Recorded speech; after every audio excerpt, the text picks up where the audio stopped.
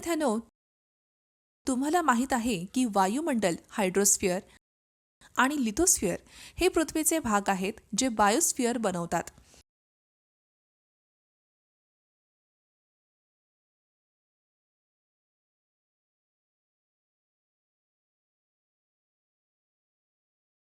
भौतिक आणि जैविक घटक आणि त्यांच्या रासायनिक परस्पर संवादाच्या बेरीजला पर्यावरण म्हणतात.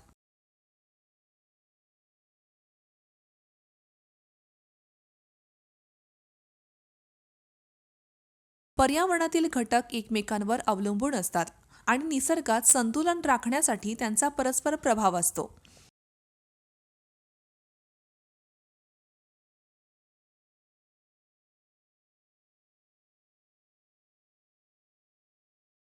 मानवी क्रियाकलाप पर्यावरणावर अनेक नकारात्मक परिणाम दर्शवितात.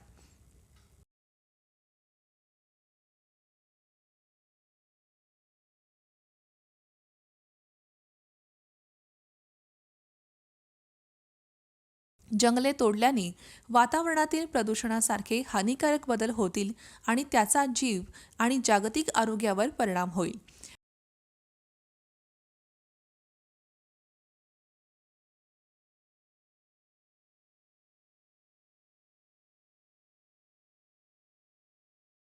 विविध प्रकारचे पदार्थ आणि उत्पादने वातावरणात सोडण्यात आली आहेत, ज्यामुळे लक्षणीय बदल होत आहेत.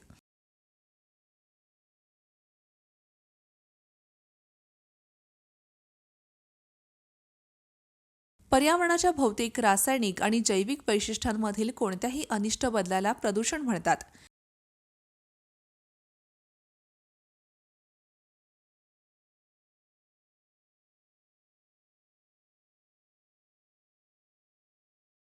जे पदार्थ अनिष्ट बदल घडवून आणतात त्यांना प्रदूषक म्हणतात.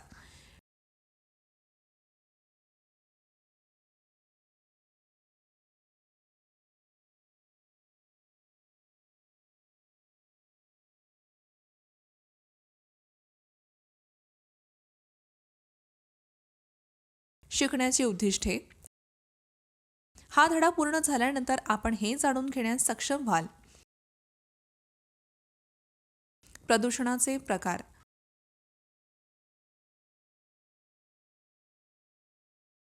प्रदूषणाचे परिणाम.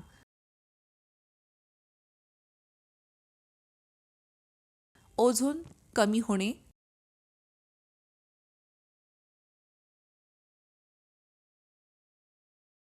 ग्लोबल वॉर्मिंग,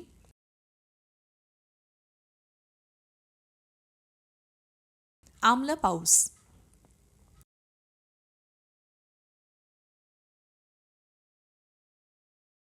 महत्त्वाचे शब्द.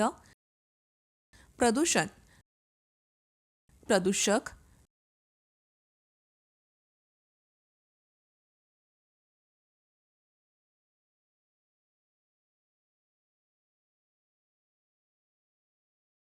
युट्रोफिकेशन,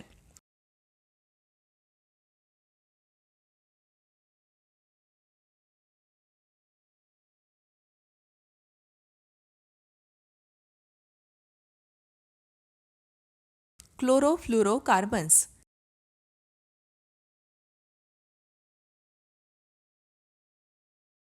CFC, एरोसोल,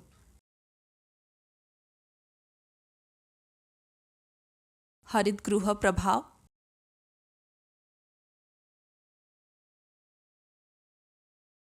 ॲसिड पाऊस.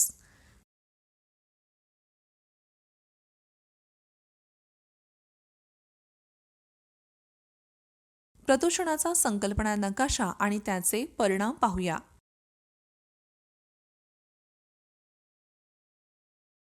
मुलांनो, तुम्हाला तुमच्या आधीच्या वर्गात शिकलेला वायू प्रदूषण आणि जल प्रदूषण आठवतो का?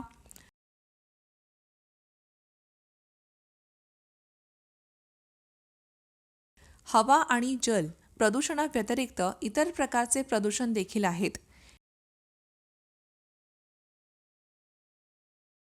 ते काय आहेत? इथे पहा.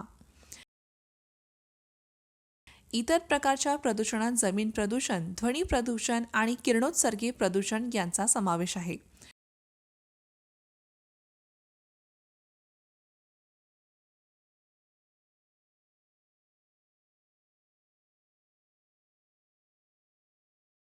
या विषयावर आम्ही प्रामुख्याने ओझोनचा ऱ्हास, जागतिक तापमान वाढ आणि आम्ल पाऊस यासारख्या प्रदूषणाच्या परिणामांवर लक्ष केंद्रित करत असतात.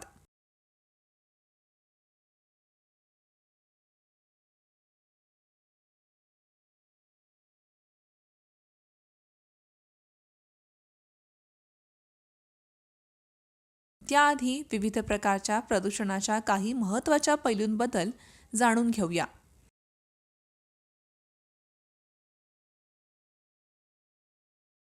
वातावरणात लक्षणीय बदल घडवून आणणारी कोणतीही मानवी कृती वायू प्रदूषण म्हणतात.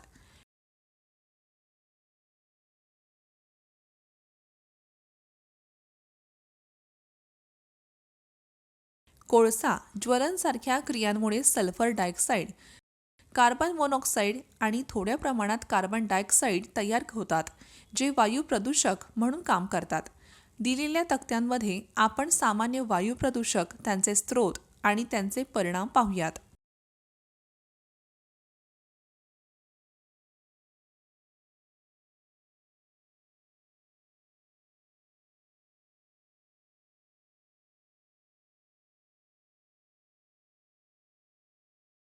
आता वायू प्रदूषण नियंत्रण उपाय जाणून घेण्याची वेळ आली आहे.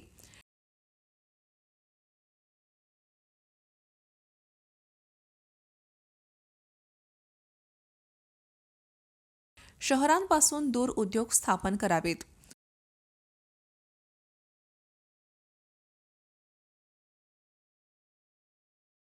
उद्योगांमधून होणारे उत्सर्जन तपासले आणि नियंत्रित केले पाहिजे. वाहनांची कार्यक्षमता सुधारण्यासाठी त्यांची वेळोवेळी तपासणी केली जाते आणि उत्सर्जन कमी करा.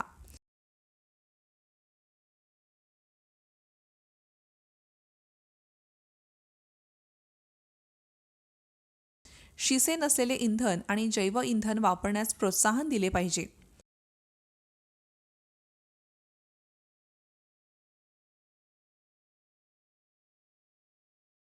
प्रदूषण आणि प्रतिबंधात्मक उपायांबद्दल जागरूकता आणण्यासाठी जनतेला शिक्षित करणे.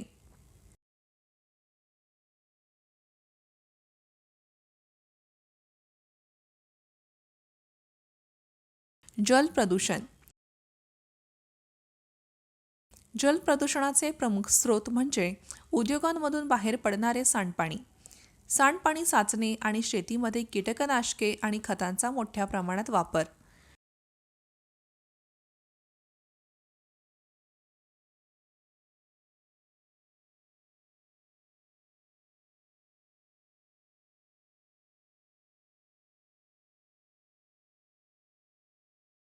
डिटर्जंट्स आणि खतांमध्ये फॉस्फरसचे प्रमाण जास्त असल्याने जीवजंतूंची जलद वाढ होते आणि परिणामी ऑक्सिजनचे प्रमाण कमी होते.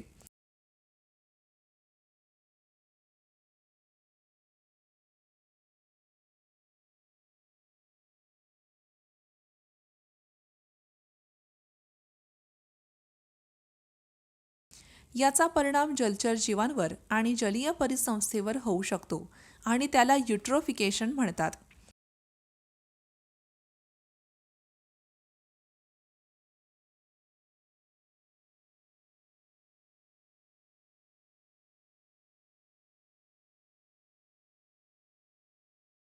शिसे, आर्सेनिक आणि फ्लोराईड सारखे प्रदूषक पाण्यात हायड्रोजन, ऑक्सिजन, लोह आणि क्लोरीनसह एकत्रित होतात, ज्यामुळे भूजल विषारी होते.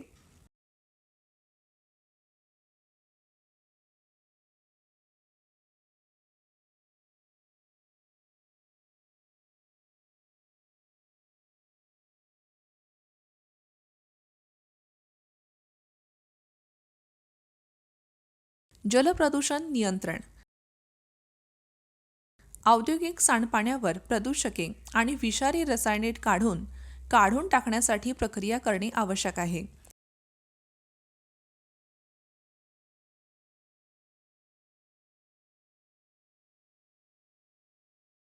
आम्ल आणि अल्कली निष्क्रिय केल्या पाहिजेत आणि धातू संयुगे अवक्षेपित केल्या पाहिजेत.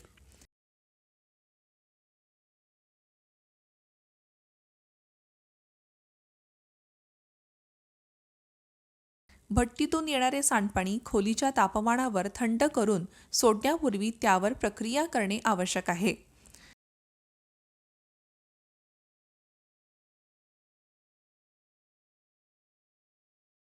सांडपाण्याचे पाणी निलंबित कण काढून टाकण्यासाठी प्रक्रिया केलेले असावे.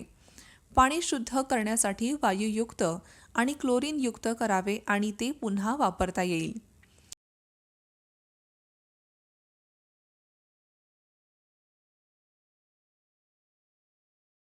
जमीन प्रदूषण.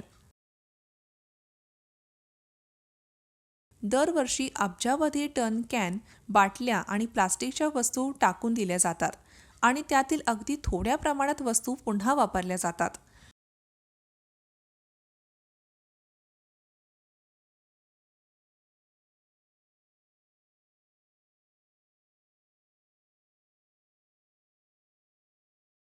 उरलेले एकतर जाळले जाते किंवा मोकळ्या जमिनीत फेकले जाते. अशी ठिकाणी कीटक, उंदीर आणि जमीन प्रदूषित करणाऱ्या इतर कीटकांसाठी प्रजनन स्थळे बनत आहेत.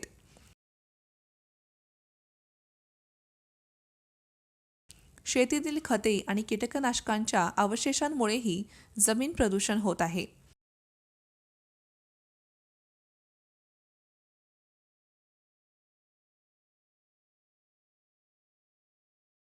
वायू प्रदूषणामुळे होणाऱ्या आम्लयुक्त पावसामुळे जमिनीचे प्रदूषण होते, ज्यामुळे जमिनीची आम्लता आणि सुपीकता प्रभावित होते.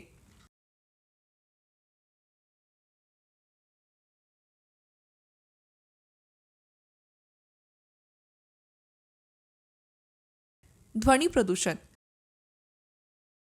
आवाज हा आपल्या जीवनाचा एक आवश्यक भाग आहे. मानवी कानांना अप्रिय परिणाम आणि अस्वस्थता निर्माण करणारा कोणताही आवाज आवाज म्हणतात.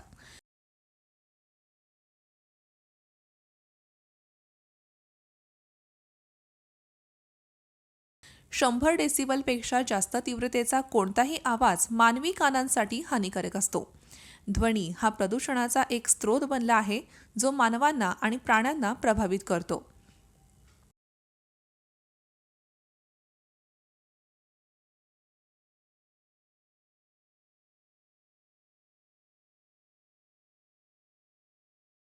ध्वनी प्रदूषणाचे प्रमुख स्रोत म्हणजे घरात वापरले जाणारे मिक्सर आणि ग्राइंडर,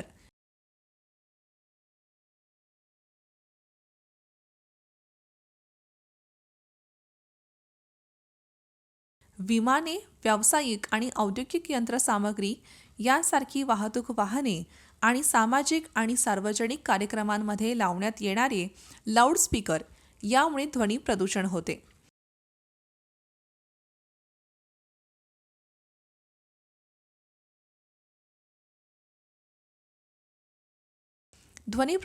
प्रदूषणाचा मानवी मज्जासंस्थेवर थेट परिणाम होतो, ज्यामुळे बहिरेपणा, डोकेदुखी, उच्च रक्तदाब आणि हृदयरोग होतात.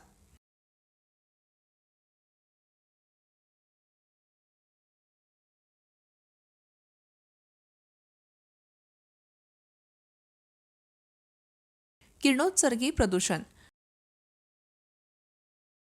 किरणोत्सर्गी किरणोत्सर्गिता आणि किरणोत्सर्गी घटकांच्या अणुकेंद्रकाच्या विलगीकरणामुळे अल्फा, बीटा कण आणि गामा किरणांच्या उत्सर्जनाची एक घटना आहे आणि त्यामुळे किरणोत्सर्गी प्रदूषण होते.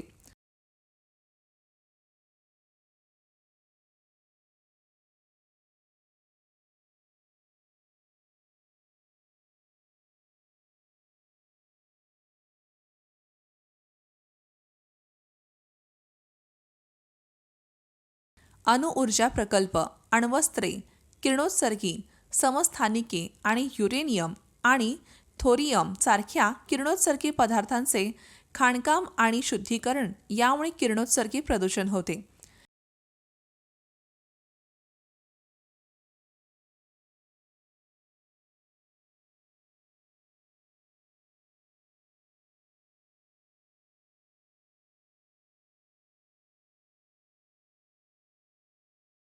किरणोत्सर्गी पदार्थ जैविक रेणूशी प्रतिक्रिया देतात आणि डीएनएला नुकसान पोहोचवतात, ज्यामुळे कर्करोग आणि जन्मजात दोष निर्माण होतात.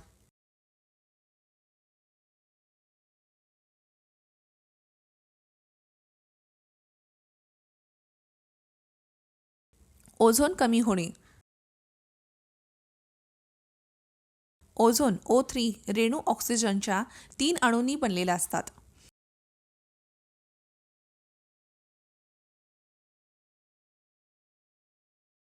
आणि सर्व प्रकारच्या एरोबिक जीवनासाठी ऑक्सिजन आवश्यक आहे. परंतु ओझोन हा एक प्राणघातक विषारी पदार्थ आहे.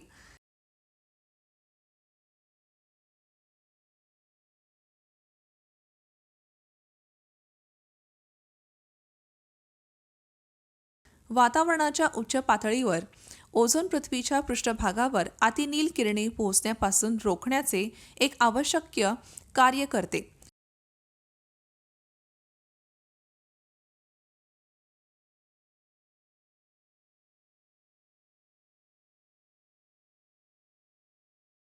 वातावरणाच्या उच्च पातळीवरील ओझोन हे ऑक्सिजन रेणूवर कार्य करणाऱ्या अतिनील किरणोत्सर्गाचे उत्पादन आहेत.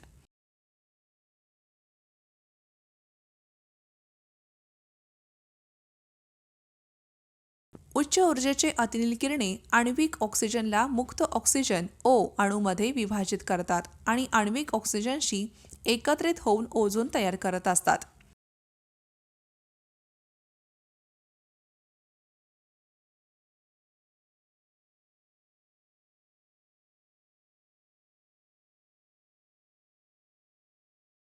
एकोणीसशे ऐंशीच्या दशकापासून वातावरणातील ओझोनचे प्रमाण झपाट्याने कमी होऊ लागले.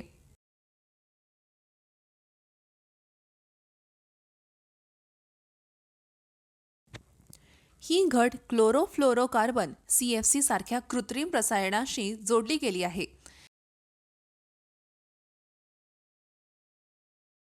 हे इन्सुलेट फोम, सॉल्व्हेंट्स आणि रेफ्रिजरेटर, एअर कंडिशनर सारख्या थंड उपकरणामध्ये आणि अग्निशामक यंत्रामध्ये वापरले जातात.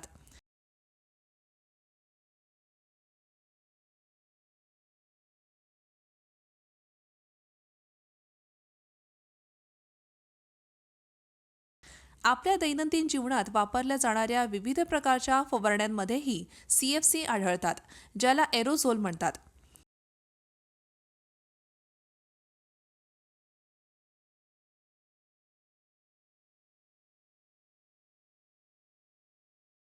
एकोणीसशे मध्ये संयुक्त राष्ट्र पर्यावरण कार्यक्रम UNEP ने CFC उत्पादक कमी करण्यास सहमती दर्शविली.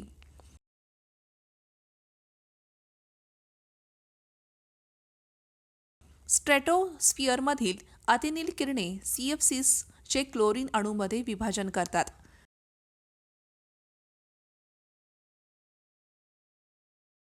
ओझोन कमी होण्याचा काय परिणाम होतो?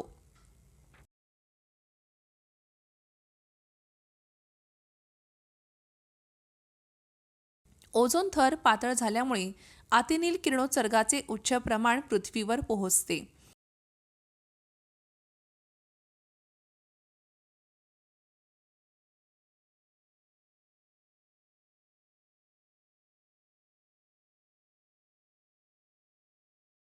यामुळे जीवांमध्ये अचानक बदल किंवा उत्परिवर्तन होतात, ज्यामुळे त्वचेचा कर्करोग आणि मोतीबिंदू होण्याचे प्रमाण वाढते.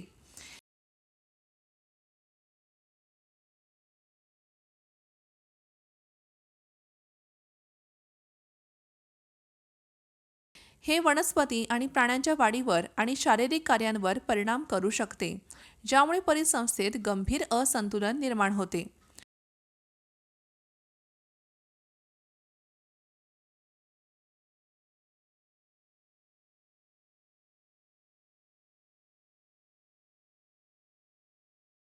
क्लोरीन ओझोनशी प्रतिक्रिया देते आणि त्याचे ऑक्सिजनमध्ये विघटन करते.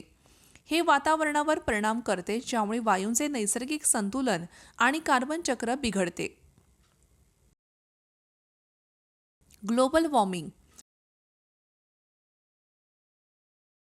जागतिक तापमान वाढ म्हणजे वातावरण आणि महासागरांच्या सरासरी तापमानात वाढ.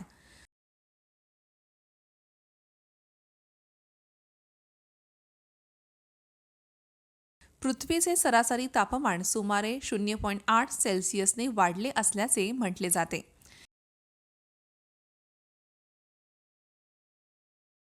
सौर किरणामुळे पृथ्वी गरम झाल्यामुळे बाहेर पडणारे अवरक्त किरण वातावरणातील काही वायूंमध्ये अडकतात.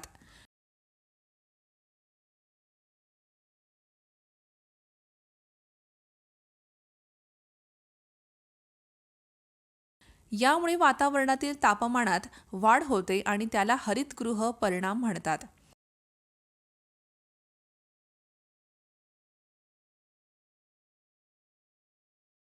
या परिणामासाठी जबाबदार असलेल्या वायूंना हरितगृह वायू म्हणतात.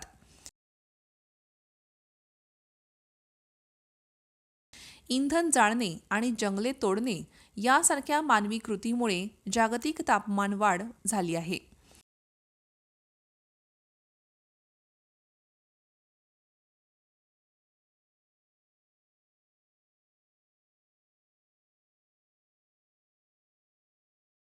Carbon dioxide, nitrogen oxide, methane आणि काही प्रमाणात ओझोन हे वातावरणातील हरितगृह वायू आहेत.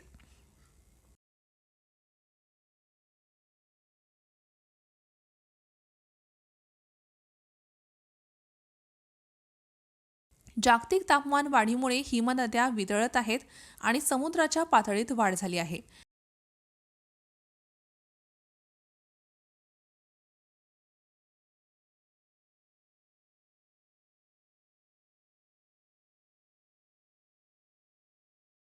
यामुळे जमिनी पाण्याखाली जातात आणि जलचर आणि जमिनीवरील जीवनावर परिणाम होतो.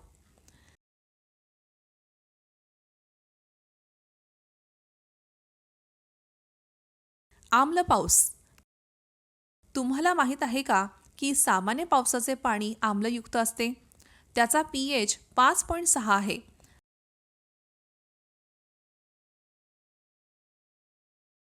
5.6 पेक्षा कमी pH असलेल्या पावसाच्या पाण्याला आम्लयुक्त पाऊस म्हणतात.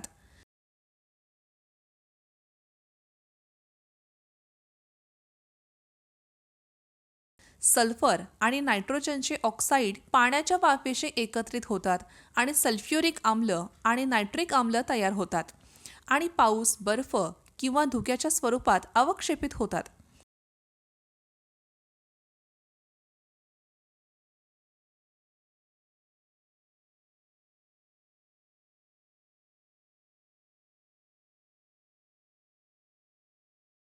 आम्लयुक्त पावसाचा परिणाम सर्व प्रकारच्या जीवसृष्टीवर होतो.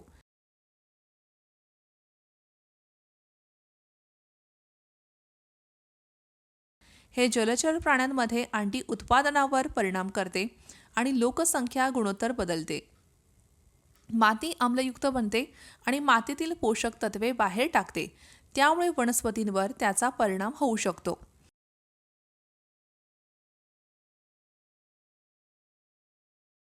आम्लयुक्त पाऊस मानवांसाठी हानिकारक आहे, ज्यामुळे त्वचेच्या ॲलर्जी आणि श्वसनाच्या समस्या निर्माण होत असतात.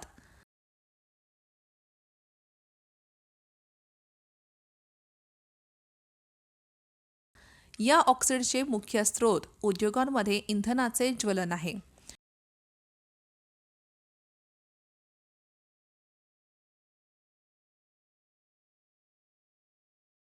आम्लयुक्त पाऊस जुन्या इमारती आणि स्मारकांवरही देखील परिणाम करतो आणि धातू आणि दगडी संरचनांना नुकसान पोहोचवतो.